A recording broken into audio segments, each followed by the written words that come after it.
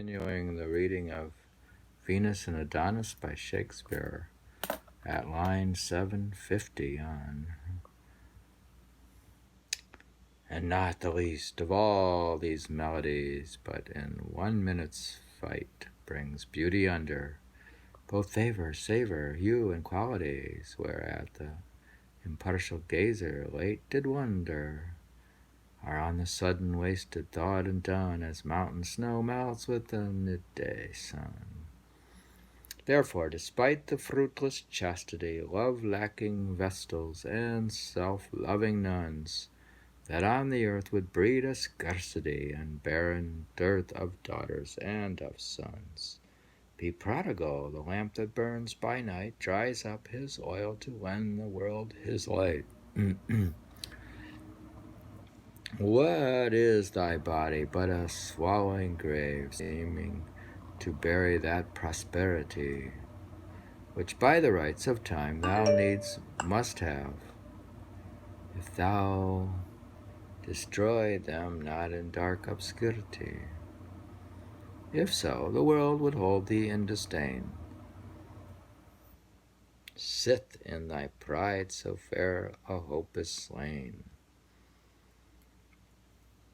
so in thyself art made away, a mischief worse than civil home-bred strife of theirs, whose desperate hands themselves do slay, or butcher sire that reaves his son of life, while cankering rust the hidden treasure frets, but gold that's put to use more gold begets. Nay then, quoted Adonis, you will fall again into your idle over-handled theme. The kiss I gave you is bestowed in vain, and all in vain you strive against the stream. For by this black-faced night, desire's foul nurse, your treatise makes me like you worse and worse. If love have lent you 20,000 tongues, and every tongue more moving than your own, bewitching like the wanton mermaid's song, yet from mine ear the tempting tune is blown.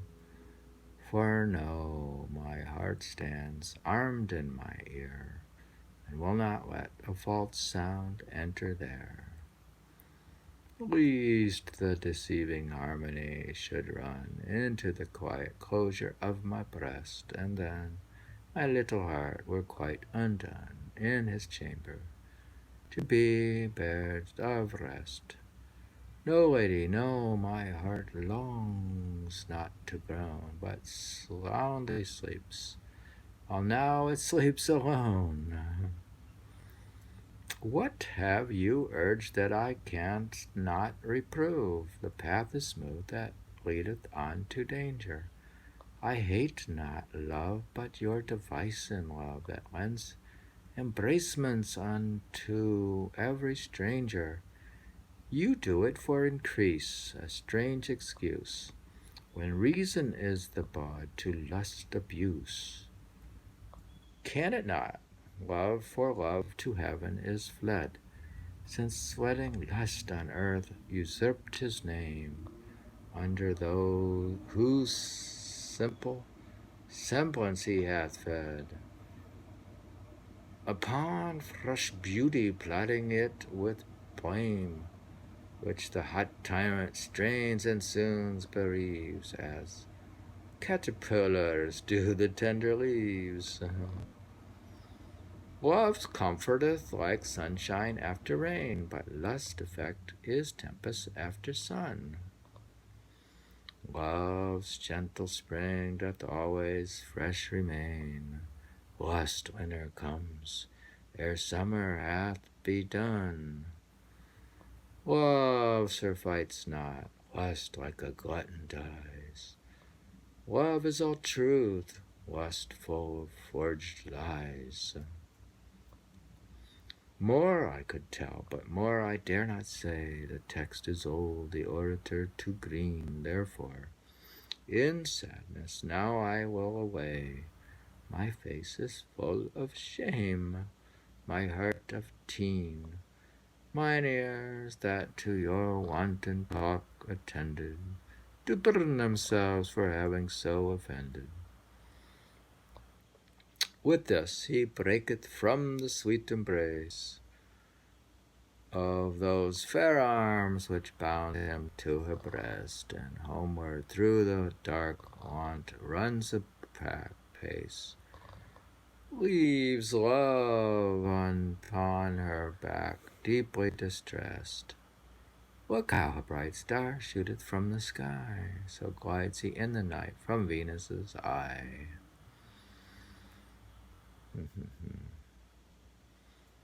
Which after him she darts, as one on shore,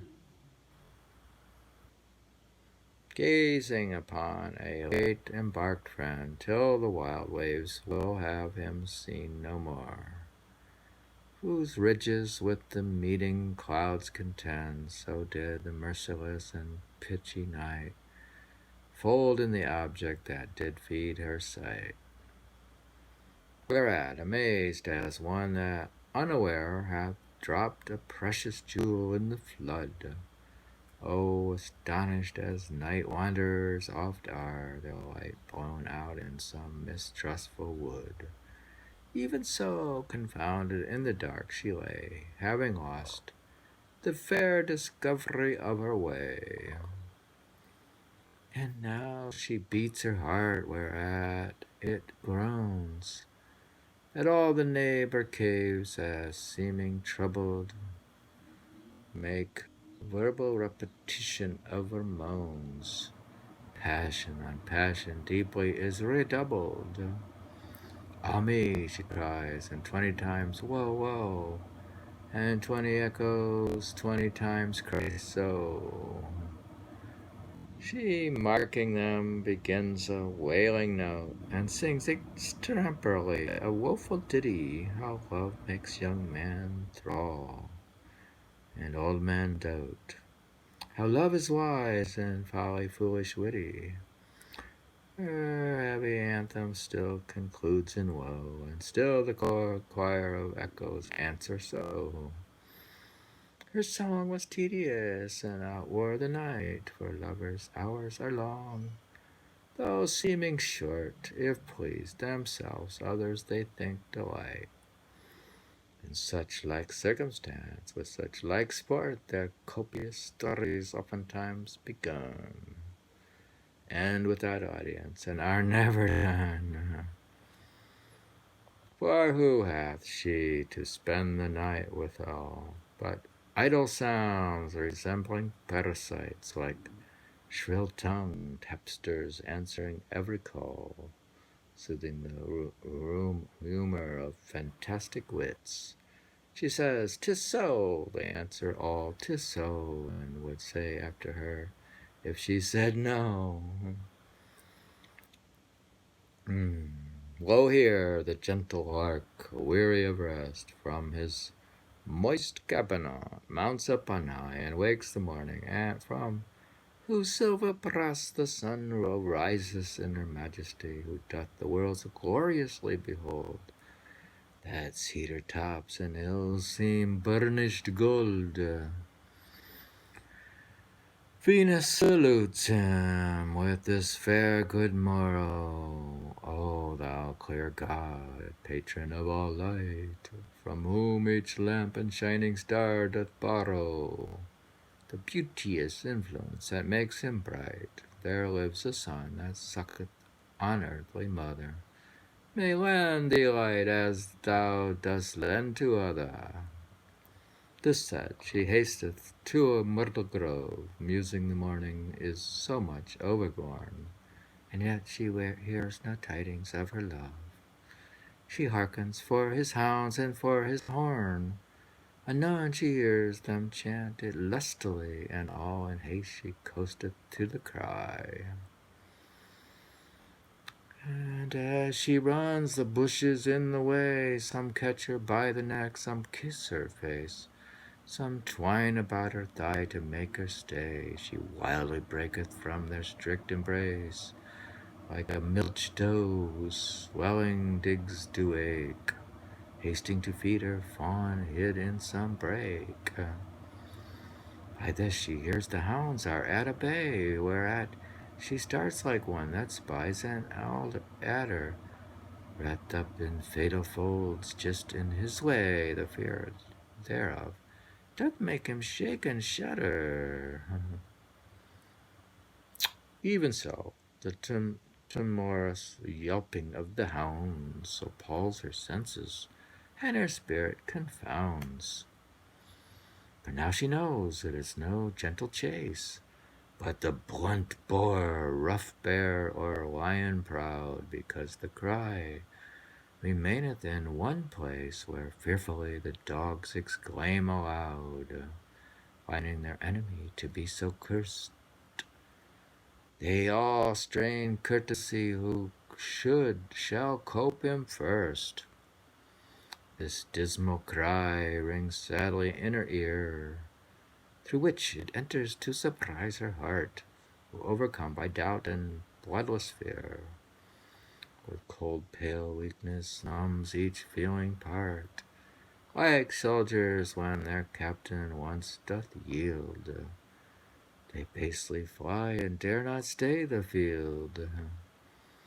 Thus stands she in a trembling ecstasy, till cheering up her senses sore dismayed, she tells them 'tis a causeless fantasy, and childish air that they are afraid, bids them leave quaking, bids them fear no more, and with that word she spied the hunted boar.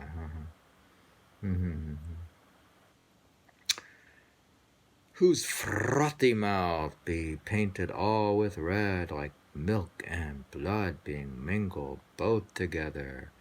A second fear through all her sinews spread, which madly hurries her. She knows not whither. This way she runs, now she will not further, but back retires to rate the boar for murder. Just come to 900. So we read 750 to 900, and it seems that Venus has come up against the boar or something here. Oh, it's quite. You'll have to go on to the next section to finish the poem.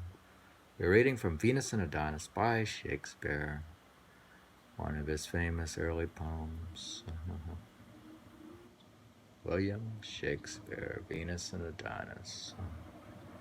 Reading from Gutenberg.